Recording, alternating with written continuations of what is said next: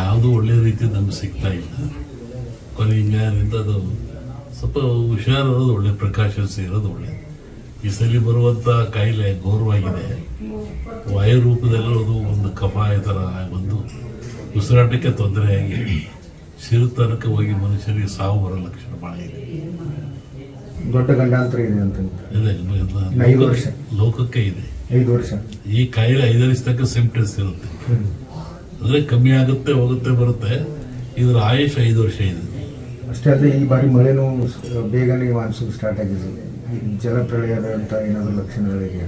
ಈ 4 ಮೊನ್ನೆ ಹೇಳಿದ್ದಲ್ಲ, ವಾಯು ಜಾಸ್ತಿ ಇದೆ, ಜಲದ್ದು ಜಾಸ್ತಿ ಇದೆ, ಮೇಘಸ್ಫೋಟ ಆಗೋ ಲಕ್ಷಣ ಭಾಳ ಇದೆ, ಹಿಮಾಲಯದಿಂದ ಅಪಾಯ ಇದೆ, ಅದು ಡೆಲ್ಲಿವರೆಗೆ ಆವರಿಸ್ತದೆ, ಭೂಕಂಪಗಳು ಭಾಳ, ಜನಗಳ ಸಾವು ನೋವು, ಮತೀಯ ಗಲಭೆ ಹೆಚ್ಚು, ಅರಸ ನರಮನೆಗೆ ಕಾರ್ಬೋಡ ಕವಿದಿತ್ತು. ಅರಸನ ಮನೆಗೆ ಕಾರ್ಮೋಡ, ಅರಸ ನರಮನೆಗೆ ಕಾರ್ಬೋಡ ಕವಿದಿತ್ತು ರಾಜಕೀಯವಾಗಿ.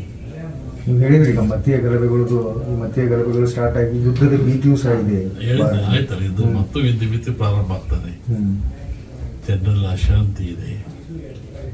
ಇದು ಹೊಸ ದೇಶಗಳು ಉತ್ಪತ್ತಿ ಆಗ್ತವೆ, ಕೆಲವು ದೇಶಗಳು ಎಳೆದು ಹೋಗ್ತವೆ.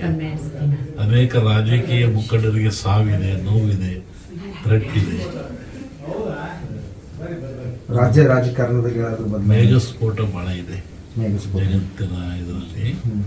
ರಾಜಕಾರಣದಲ್ಲಿ ನಮ್ಮಲ್ಲಿ ಈ ಸಾಮಾನ್ಯವಾಗಿ ಭವಿಷ್ಯದಲ್ಲಿ ಯುಗಾದಿ ಒಂದು ಭವಿಷ್ಯ ಬರುತ್ತೆ, ಆಮೇಲೆ ಸಂಕ್ರಾಂತಿ ಭವಿಷ್ಯ ಅಂತ ಬರುತ್ತೆ. ಯುಗಾದಿ ಭವಿಷ್ಯ ಮಳೆ ಬೆಳೆ ಜನ ಇವೆಲ್ಲ ಹೇಳ್ಬೋದು.